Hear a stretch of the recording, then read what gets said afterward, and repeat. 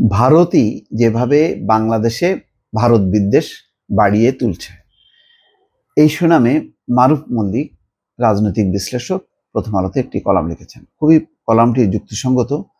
সবাইকে অনুরোধ করব যে এই মতামত ধর্মী, খুবই তথ্যভিত্তিক মতামত ধর্মী এই বিশ্লেষণটি পড়ার জন্য। আচ্ছা, এখানে অনেকগুলো পয়েন্ট তিনি এনেছেন, আমি সবগুলো বলবো না। কিভাবে শুরুটা হলো, যে বাংলাদেশের একটা ঘটনা ঘটেছে, সেই ঘটনা নিয়ে কি ভারত ইন্টারফেয়ার করতে পারে, কতখানি পারে, কিভাবে পারে। এখানে তিনি বলছেন যে শুরুটা হয়েছিল ভারতের দিক থেকে, অর্থাৎ এই যে পাল্টাপাল্টি যেই কূটনৈতিক অবস্থান, যে ভারত ভিসা বন্ধ করে দিল প্রথমে, তারপরে বাংলাদেশে যে চিন্ময় দাসের ঘটনাকে কেন্দ্র করে তখন সংখ্যালঘু বিষয়টা সামনে আনলো এবং আগরতলা বাংলাদেশ মিশনে হামলা হলো এবং বিভিন্ন জায়গায় ক্ষোভ বিক্ষোভ হলো, বিভিন্ন হিন্দু সংগঠনগুলো নেমে গেল রাস্তায়। তো এইটা ধরেই তিনি বলছেন যে শুরুটা হয়েছিল ভারতের দিক থেকে। শেখ হাসিনা দিল্লিতে বসে নিরন্তর হুমকি দিয়ে যাচ্ছে।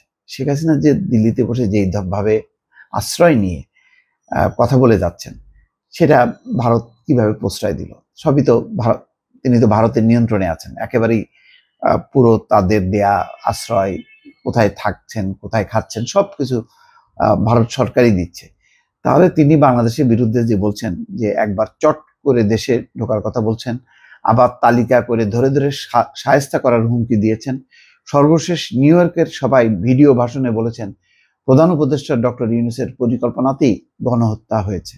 আশ্রয় দেওয়ার পর ভারত এখন নির্বিঘ্নে শেখ হাসিনাকে এসব কথা বলতে দিয়ে এদেশের মানুষকে আরো খেপিয়ে তুলছে।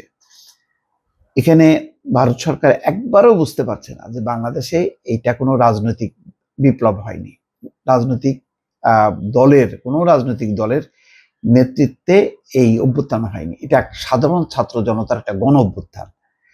তো সেখানে তার মানে সব মানুষের একটা ইনভলভমেন্ট আছে।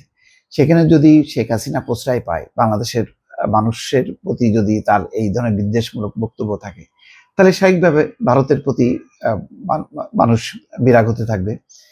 এখানে ভারতের এক শ্রেণীর গণমাধ্যমে বাংলাদেশ নিয়ে ক্রমাগত অপতথ্য ছড়ানো হচ্ছে।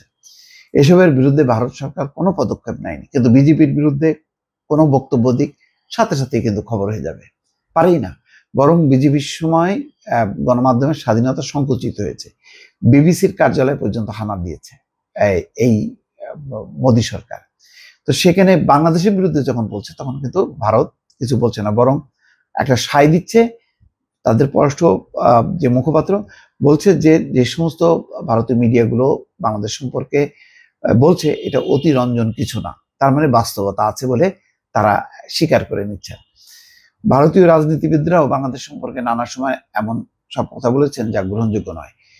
চিন্ময়ের আটকের পর পশ্চিমবঙ্গের বিজেপি নেতা শুভেন্দু অধিকারী বাংলাদেশের সীমান্ত ঘেরাওয়ের হুমকি দিয়েছেন, পেঁয়াজ আলু পাঠানো বন্ধ করে দেবেন বলেছেন। মুখ্যমন্ত্রী মমতা বন্দ্যোপাধ্যায় বাংলাদেশের শান্তিরক্ষী পাঠানোর মতো উদ্ভট কথাও বলেছেন। ভারতের এক শ্রেণীর গণমাধ্যম ও রাজনীতিবিদদের আচরণে মনে হচ্ছে তারা রাগে ফুঁসছেন। শেখ হাসিনা ক্ষমতা থেকে বিতাড়িত করাই কি তাদের রাগের কারণ?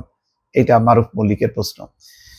হতে পারে শেখ হাসিনা ভারতকে উজাড় করে দিয়েছিলেন, এখন তিনি পালিয়ে যাওয়ায় ভারতের স্বার্থে আঘাত লেগেছে।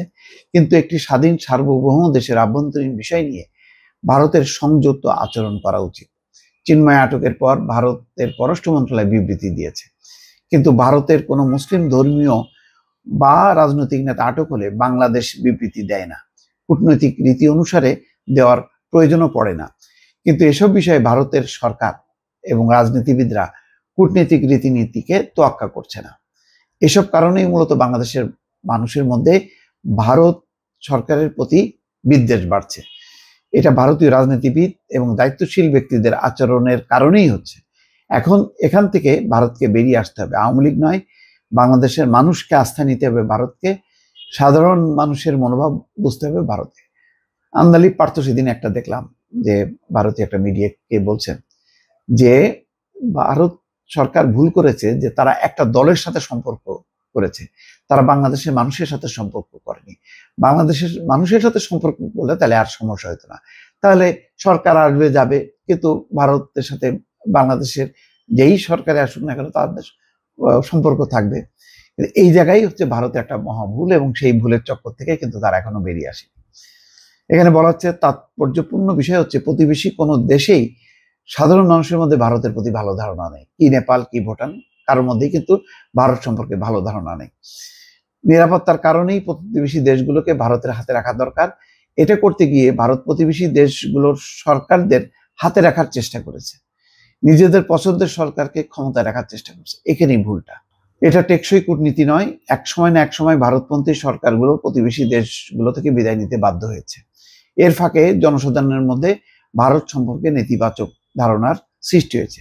এসব ঘটনা থেকে ভারত শিক্ষা নিয়েছে বলে মনে হচ্ছে না, বরং ভারতের রাজনীতিবিদরা একের পর এক উস্কানি দিয়ে যাচ্ছেন। তবে আসার কথা হচ্ছে ভারতের উস্কানিতে কেউ পা দিচ্ছে না। যেমন যেই পরিস্থিতি তারা তৈরি করছে, ভারতে একটা সাম্প্রদায়িক একটা আবহাওয়া তৈরি করছে, সেই আবহাওয়া কিন্তু বাংলাদেশে ঘটাতে পারেনি। বাংলাদেশে মানুষজন চুপচাপই আছে, সাধারণভাবে তারা বুঝতে পারছে যে ভারত কি করতে চায়। চিন্ময় দাসকে আটকের পরবর্তী ঘটনায় সারা দেশের মানুষ নজিরবিহীন ঐক্য এবং সংযম প্রদর্শন করেছে। সব ধর্ম জাতি মিলে শান্তি বজায় রেখেছে। আগরতলার ঘটনায় জনসাধারণ প্রতিবাদ করলেও উগ্র আচরণ করেনি। নিরাপত্তার খাতিরেই ভারতকে উগ্রতা পরিহার করতে হবে এবং বাস্তব অবস্থার প্রেক্ষিতে প্রতিবেশী দেশগুলোর সাথে সম্পর্কে ভারসাম্য আনতে হবে।